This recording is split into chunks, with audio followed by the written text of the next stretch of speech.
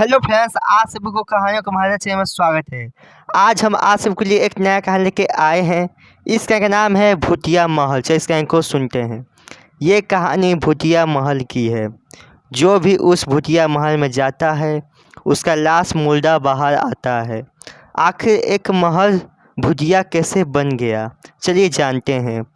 पहले एक राजा इस महल में रहते थे। राजा बहुत अच्छे आदमी थे, सभी प्रजा के साथ अच्छा व्यवहार रखते थे। राजा रतन प्रताप के एक सेनापति भी थे। सेनापति राजा को मारकर सिंहासन हथियाना चाहता था, लेकिन वो मार नहीं पाता था। सेनापति गौरव महाराज के कमजोरी को जानने के लिए कुछ सेना को महाराज रत्न प्रताप के पीछे लगा देता है। महाराज अपने गुप्तचरों को कह रहे थे कि किसी को भी पता नहीं चलना चाहिए कि मेरी कमजोरी मेरी पुत्री और मेरे पुत्र हैं। इसलिए मैं अपने पुत्री और पुत्र को एक गुप्त स्थान पर रखे हैं, किसी को भी पता नहीं चलना चाहिए। तभी एक सैनिक महाराज को कहते हैं, महाराज आप चिंता मत करिए, किसी को भी पता नहीं चलेगा। लेकिन सेनापति गौरव के सैनिक लोग महाराज का कमजोरी जान गए थे और सेनापति गौरव को आकर सब कुछ बता देते हैं।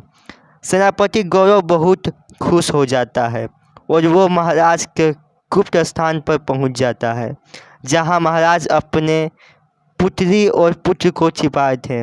सेनापति गौरव राजकुमार सुरीली और राजकुमार अभी को बंदी बनाकर महल में ले आता है और महाराज रतन प्रताप से कहता है, अगर आपने मुझे राजा नहीं बनाया तो मैं आपके पुत्र और पुत्री को मार दूंगा। राजा सेनापति से कहता है, मेरी पुत्र और पुत्री को छोड़ दो, नहीं तो मैं तुम्हें नहीं छोड़ूंगा। तभी सेनापति गौरव राजकुमार अभी का गर्दन तलवार से उड़ा देता है। महाराज तलवार निकाल कर सेनापति गौरव के पास आ रहे थे, तभी सेनापति का सैनिक लोग महाराज का गला धड़ से अलग कर देता है। सेनापति गौरव महल का राजा बन जाता है, लेकिन वो राजकुमारी को छोड़ दिया था क्योंकि वो राजकुमारी से बहुत प्यार करता था। एक दिन जब सेनापति अपने कक्ष में सो रहा था, तभी राजकुमारी सुरीली सेनापति के कक्ष में आ जाती है और तलवार से गर्दन काट देती है। लेकिन तभी सेनापति के कक्ष में सेनापति के सैनिक लोग आ जाते हैं और राजकुमारी को जान से मार देते हैं। पूरा महल खंडर बन गया था। गौतम अपने घर जा रहा था, तभी गौतम की नज़र एक महल पर जाता है। गौतम उस महल के बारे में बहुत पढ़ा था, लेकिन उसको सिर्फ कहानियाँ ही लगता था। इसलिए गौतम महल के अंदर चले जाता है और पूरे महल को अपने मोबाइल फ़ोन में रिकॉर्ड करने लगता है। रात कब हो जाता है गौतम को पता ही नहीं चलता है। गौतम महल से बाहर जाने ही वाला था, तभी गौतम के सामने राजकुमारी सुरीली आ जाती है।